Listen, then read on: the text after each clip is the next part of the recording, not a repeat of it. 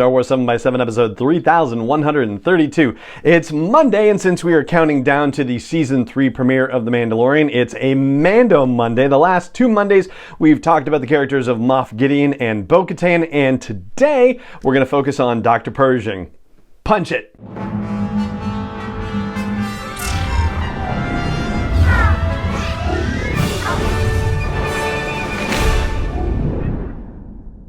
Hey Rebel Rouser, I'm Alan Voivod and this is Star Wars 7x7, your daily dose of Star Wars joy, and thank you so much for joining me for it.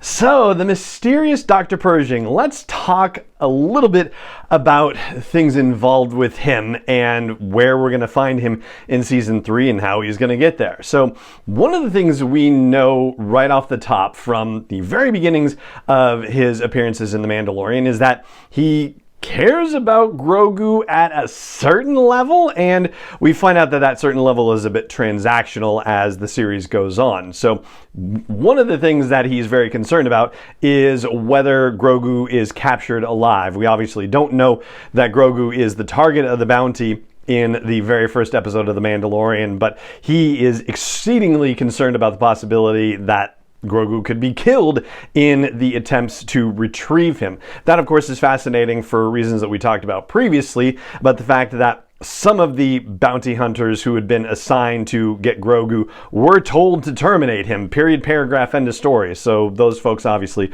weren't involved with Dr. Pershing's efforts. And then, of course, Mando gets Grogu and turns him over to the client, but then decides, nope, he's got to rescue Grogu. And when he does, Grogu's with Dr. Pershing, and Dr. Pershing saves his own life by saying, no, like, I've been protecting him. Like, I didn't want to kill him. Like, I'm trying to save him.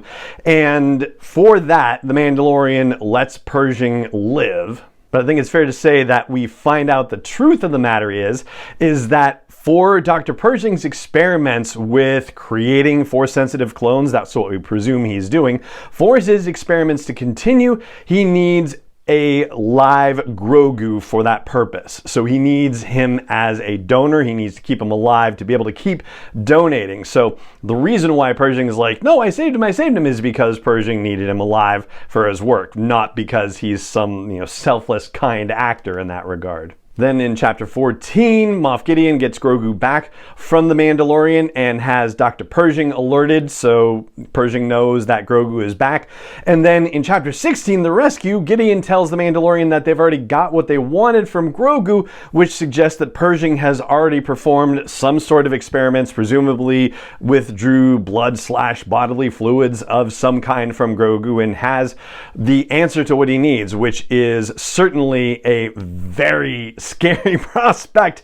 Yeah, what does he need and what is he going to do with it? We don't necessarily know, but it seems like he's going to get an opportunity to take what he's learned and to take whatever he's taken away from Grogu and put it in play in Season 3. And we can safely assume this because he's walking around free in the trailers that we've seen for Season 3. So let's go back to Chapter 16, The Rescue. At the very beginning of the episode, the Mandalorian and Cara Dune managed to take over an Imperial shuttle with the help of Boba Fett, stunning it with his ion cannon, and they kidnapped Dr. Pershing from the pilot and co-pilot on that shuttle. In the midst of that situation, the co-pilot reveals that Dr. Pershing is a highly desired New Republic target.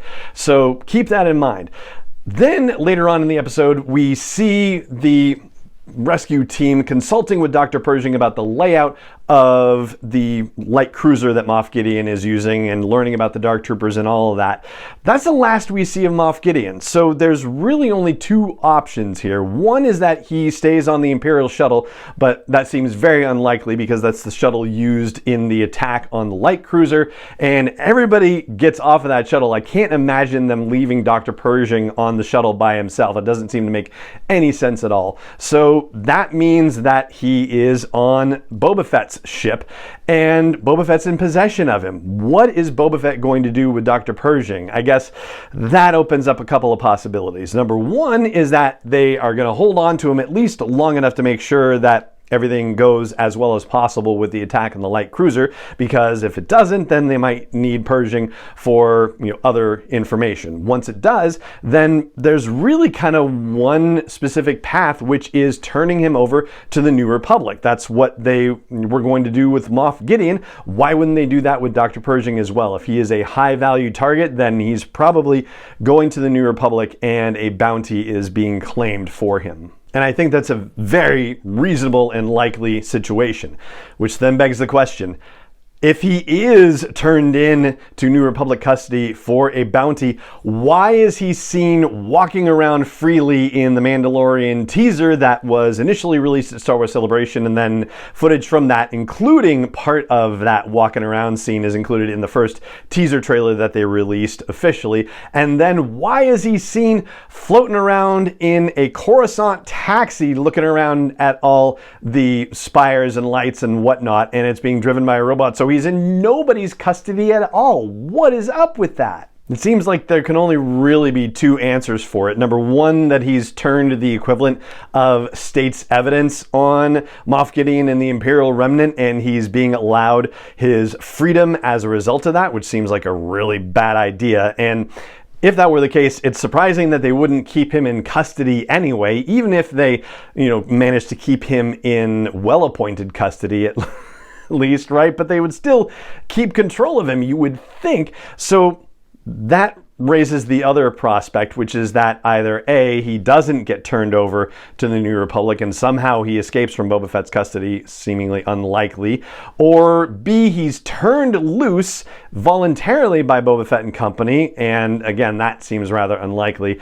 Third possibility is that the New Republic decides he's more valuable to them as some sort of consultant for them and give him his freedom in exchange for working with them at some level. Or perhaps even worse, that there are people within the New Republic who are secretly working for the Imperial Remnant or secretly want the New Republic to fall and manage to get Dr. Pershing loose for their own ends. Regardless of what the situation is, one fact is certain, which is that the prospect of Dr. Pershing running loose without anyone checking his behavior is definitely a bad thing. He cannot be trusted to be acting on behalf of the New Republic, on behalf of Grogu, on behalf of anyone other than A, his own self-interest, and B, the Imperial Remnant, and possibly C, if Gideon is connected to an emperor who is trying to reconstitute himself in some way, then the actual Sith themselves. And oh boy, there's a bunch of Sith stuff on Coruscant, so wouldn't it be really awful if he was kind of going for some of that stuff? Or if Thrawn at this point is the major baddie of the situation, which it certainly seems like things are shaping up to be that way. And if Carson Teva's line about, things are happening out there in, the far reaches of the galaxy, and before anyone starts paying attention to it, it's going to be too late. That's another possibility as well, that he's serving Grand Admiral Thrawn in some scheme directly on Coruscant, which wouldn't be much of a surprise either. So there you go. That's the catch up on Dr. Pershing and how we left him at the end of season 2 of The Mandalorian, and all of the potential possibilities for why he's walking around loose in the teasers and trailers that we've seen him in season 3. And that is going to do it for this episode of the Mando Mondays podcast. It just remains for me to say thank you so much for joining me for it, as always, and may the Force be with you wherever in the world you may be. Star Wars 7x7 is not endorsed or sponsored yet by Lucasfilm Limited, Disney, or 20th Century Fox, and is intended for entertainment and information purposes only. Star Wars, the Star Wars logo, all names and pictures of Star Wars characters, vehicles, and any other Star Wars related items are registered trademarks and/or copyrights of Lucasfilm Limited, or their respective trademark and copyright holders. May the Force be with them. All original content is copyright 2021 by Star Wars 7x7. We hope you love it.